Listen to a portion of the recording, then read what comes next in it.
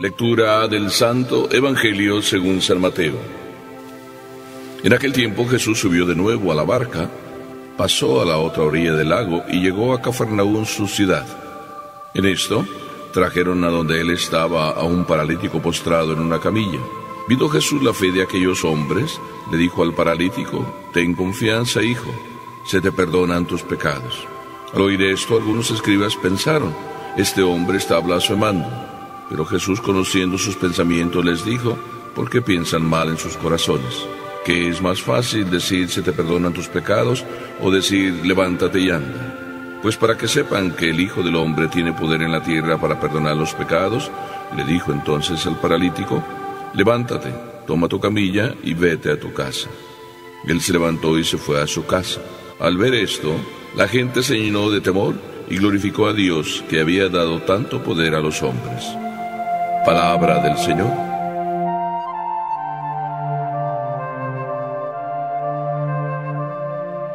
Leyendo este evangelio, me acordé de esa experiencia que muchos de ustedes quieren buscar, esa experiencia de las misas así llamadas de sanación.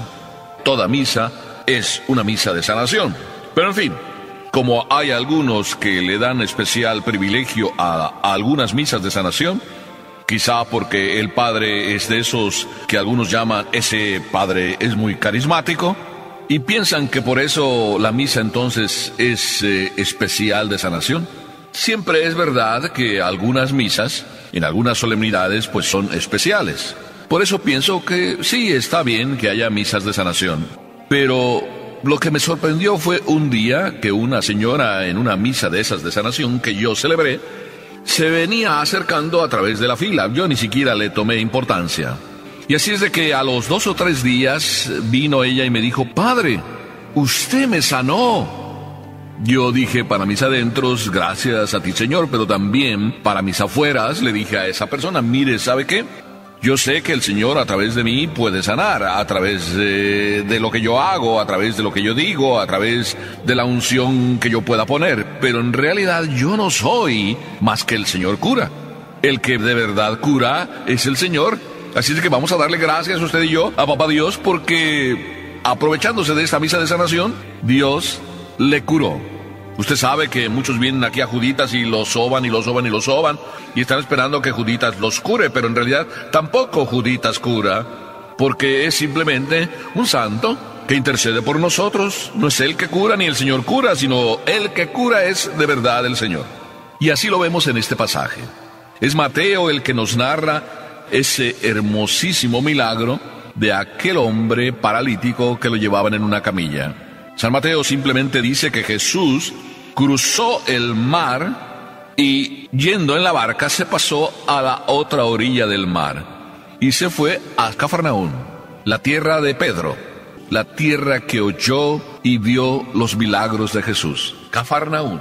Los otros evangelistas narran que estaban en la casa y entonces, desde el techo, descolgaron al paralítico en la camilla porque no había lugar para que lo pudieran meter. Era tanta su fe que no les importó de quién era la casa. O mejor dicho, sí sabían de quién era la casa, pero sabían que no iba a pasar nada porque era más importante sanar. Aquello fue una maravilla. Jesús estaba ahí y empezaron a mirar que mientras hablaba del techo se caía polvo o se caía, no sé, algún trozo de material, y empezaron a descolgar a aquel paralítico. Eso ya era la demostración de la grande fe que este paralítico tenía. Recordemos que Jesús había estado predicando y si atravesó el mar para volver a su ciudad, era para descansar. ¿Y qué descansar? Ahí se encontró con que el paralítico le salió al encuentro y la otra mucha multitud de gente que le seguía a través de la ribera, porque Jesús arrastraba multitudes. Ya había robado los corazones de las multitudes. Así es Jesús. Él es el que de verdad cura. Y no solo cura de las parálisis físicas. La verdad es que a Jesús le interesan otras parálisis. Paralíticos hay de muchas clases. Desde este, que quién sabe cuántos años estaría como paralítico, tanto que lo llevaban en la camilla, como otros paralíticos que andan en muletas, no sé cómo andarían en aquel tiempo, supongo que algo parecido.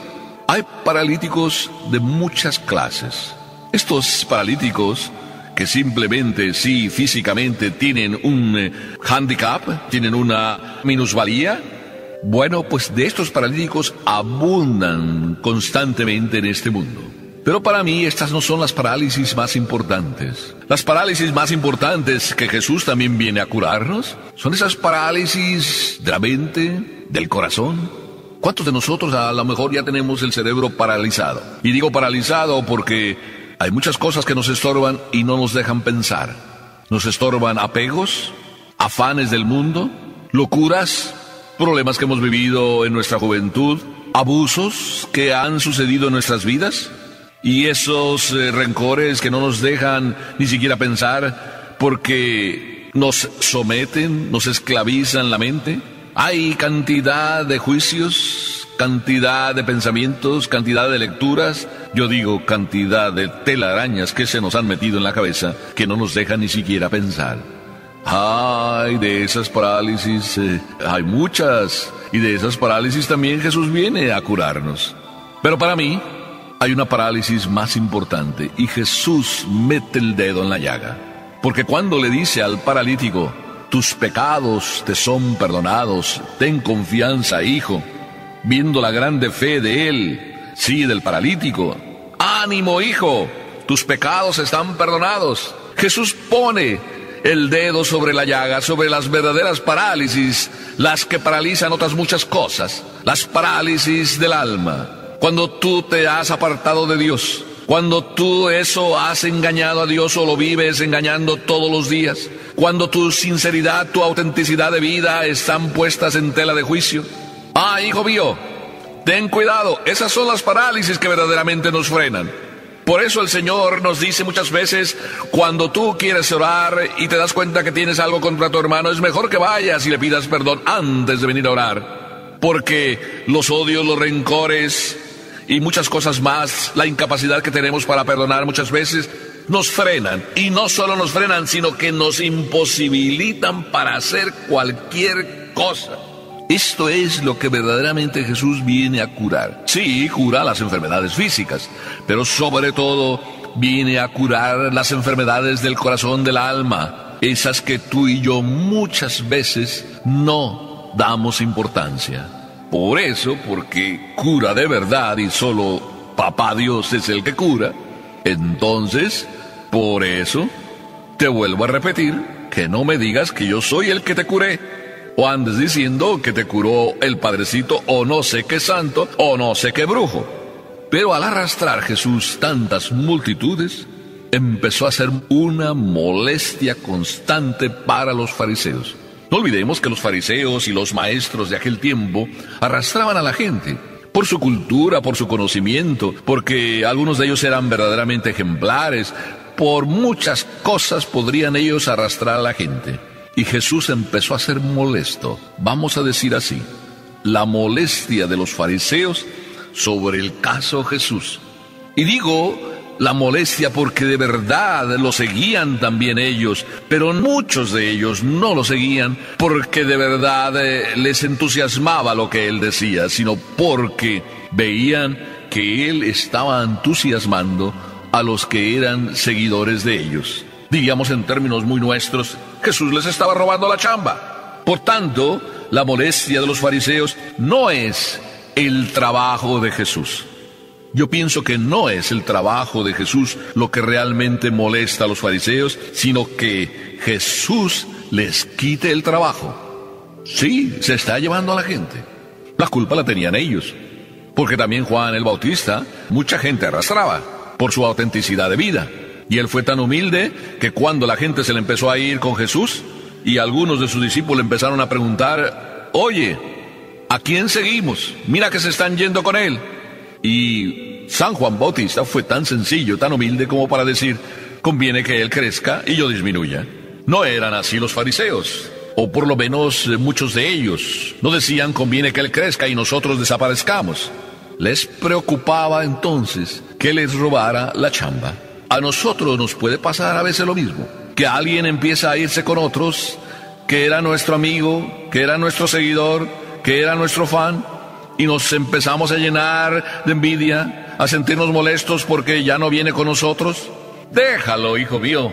Si en el otro camino, siguiendo a la otra persona, esta persona que te seguía a ti crece, déjalo. No importa a quién siga, qué persona sea y a quién siga, porque lo más importante es que todo mundo crezca y llegue al conocimiento de Dios.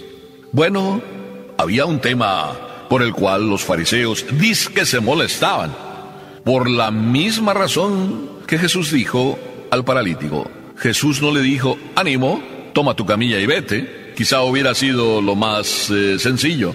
Sino le dijo, hijo, ánimo, tus pecados te son perdonados. Se saltó la parálisis física para entrar en la parálisis moral, espiritual, quizá la causa de las otras parálisis. En la mente de Jesús estaba bien claro que Él no era un salvador, ni histórico, ni político, sino un salvador de corazones, de almas. Nos podríamos preguntar, ¿tú y yo también somos salvadores de almas? Sí, tú, mamá y papá, ¿por qué no? ¿Piensas que solo el sacerdote es el que le toca esa misión? Si tú, papá y mamá, eres casi igual que yo, a ti te toca también meter a tus hijos allí en el cielo. Y todo lo que tú hagas para eso debe ser para que tus hijos entren junto con tu esposa y tú mismo al cielo. Por tanto, qué importante es lo que los fariseos decían. Y también qué importante es lo que Jesús dijo. Parece que ahora estoy yo poniéndolos ya como amigos a los fariseos y Jesús, y que ya parece que yo mismo quiero arreglar la situación. No, los fariseos tenían razón.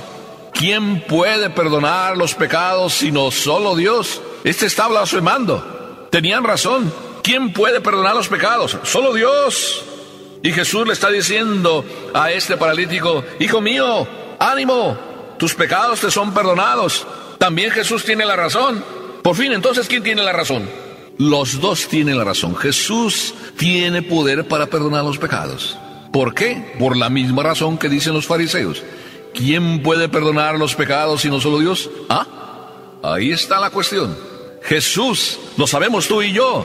Por eso acudimos a Él. Él es el único que nos perdona los pecados. Él es el único que nos puede curar. Él me curó, decía un señor después de la confesión y después de muchos años sin confesarse. Él fue el que me curó, el Señor.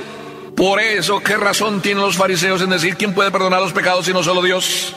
Y Jesús, para que ellos descubran que no es el Galileo, que no es el simple hijo de María, que no es el simple hijo del carpintero, sí, para que ellos descubran, entonces Él dice, levántate y anda. Porque ¿qué es más fácil decir, se te perdonan tus pecados? O decir, levántate y anda. Pues para que ustedes sepan que el Hijo del Hombre tiene poder en la tierra para perdonar los pecados, es decir, para que ustedes sepan que quien le va a decir al paralítico, levántate, toma tu camilla y vete a tu casa, y eso se realizará, es más que el hijo de María y el hijo del carpintero.